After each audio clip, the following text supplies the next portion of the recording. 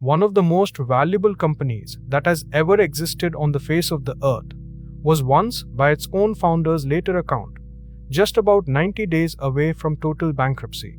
It was quietly bleeding well over $1 billion every single year, and it was drowning in a bewildering mess of dozens of products that almost nobody actually wanted. And it went on to save itself. In the end, not by adding some brilliant new thing at all, but instead by killing off very nearly everything that it made, and then by swallowing its enormous pride and taking money directly from its single most hated rival. This is the story of Apple. Here is the pattern worth learning. Call it subtracting to survive. Because when you are truly dying, every single instinct inside you screams out to add, to launch more products, to chase more revenue, to place more and more desperate bets. But the real discipline is very nearly the exact opposite of all that. It is to strip away almost everything, so that your very best people and your last remaining dollars can pour themselves completely into just a tiny handful of things done superbly well. So travel back to the year 1997. Apple is hemorrhaging well over $1 billion in a single year.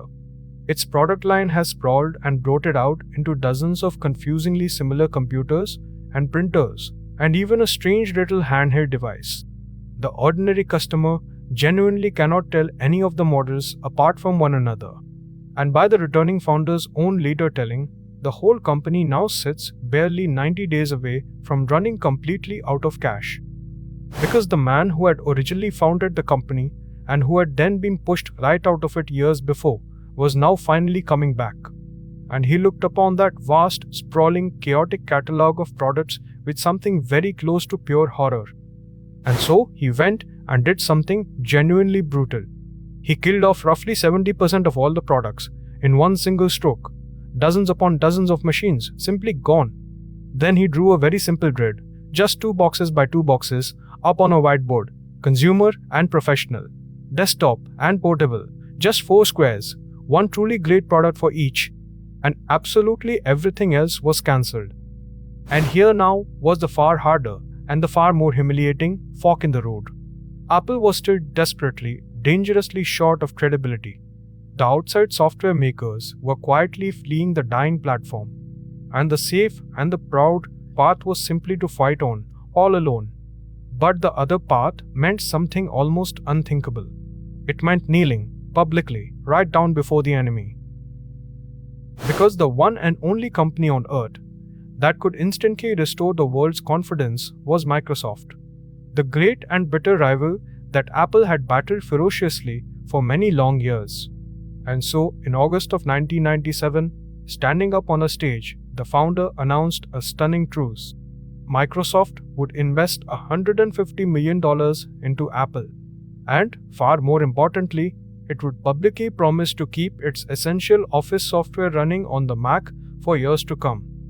And when the rival's chief executive suddenly appeared, absolutely enormous, up on the giant screen above the stage, the loyal Apple faithful gathered in that hall actually began to boo. To them, in that raw moment, it looked exactly like a total surrender.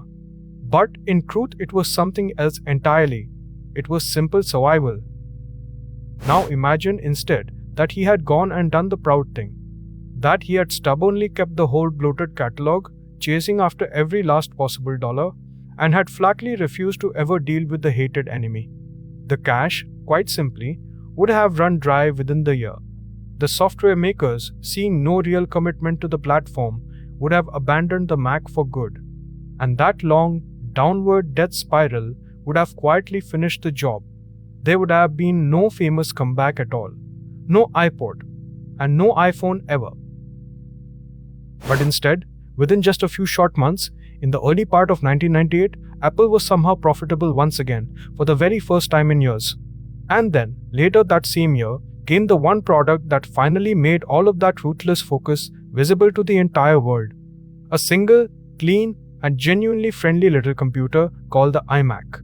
And the terrible bleeding had, at long last, completely stopped.